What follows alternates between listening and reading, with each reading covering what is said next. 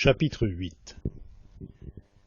Ce même jour, le roi Assuérus fit don à la reine Esther de la maison de Haman, adversaire des Juifs. Et Mardochée se présenta devant le roi, car Esther avait révélé ce qu'il était pour elle. Alors le roi retira le sceau qu'il avait repris à Haman et le donna à Mardochée. De même, Esther plaça Mardochée à la tête de la maison de Haman. Esther ne s'en tint pas là, et reprit la parole devant le roi en tombant à ses pieds.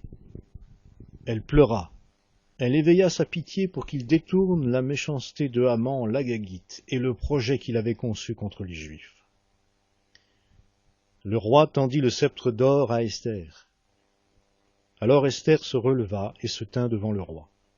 « Si le roi le juge bon, dit-elle, et si j'ai obtenu sa faveur, si la chose convient au roi, et si je lui plais, qu'on écrive pour révoquer les lettres conçues par Haman, fils de Hammédatha l'Agagite, et rédigées dans le dessein de faire périr les Juifs de toutes les provinces du roi.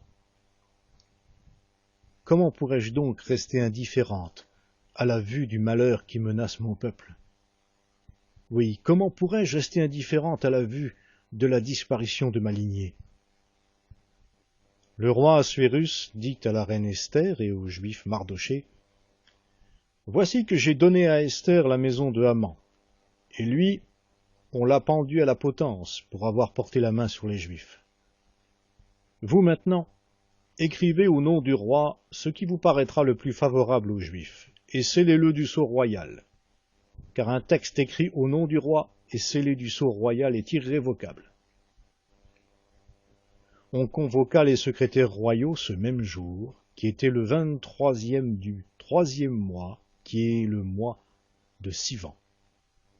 Et l'on consigna toutes les dispositions de Mardochée pour les Juifs, à l'intention des satrapes et des gouverneurs, des princes de toutes les provinces, de l'Inde à l'Éthiopie.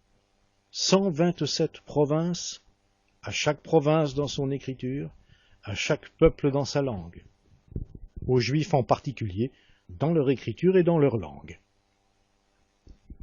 On écrivit les lettres au nom du roi Assuérus, on les scella du sceau royal, et on les envoya par l'intermédiaire des courriers à cheval, montant des pur sang à Actran sélectionnés. Le roi autorisait les Juifs de toute ville à se rassembler pour défendre leur vie, à exterminer, à tuer et à faire périr toutes les troupes populaires ou provinciales qui les persécuteraient, y compris les enfants et les femmes. Ils pouvaient les piller pour en prendre du butin. Ceci en un seul jour dans toutes les provinces du roi Assuérus, le 13 du 12e mois, qui est le mois d'Adar. Il y avait une copie du texte pour communiquer à chaque province l'édit qui devait être rendu public parmi tous les peuples, afin que les Juifs se tiennent prêts ce jour-là à tirer vengeance de leurs ennemis. Les courriers montant des pur sang à Actran sortirent à bride abattue par ordre royal et l'édit fut communiqué à Suse, la capitale.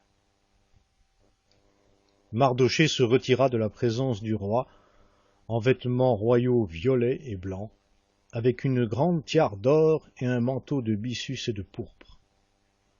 La ville de Suse était en liesse et en joie. Les Juifs étaient rayonnants de joie, d'allégresse et de triomphe. En chaque province, en chaque ville, en tout lieu atteint par l'ordre et l'édit du roi, il y eut parmi les Juifs joie et allégresse, festin et jours de fête. Beaucoup se firent Juifs parmi les gens du peuple, car la terreur des Juifs les avait saisis.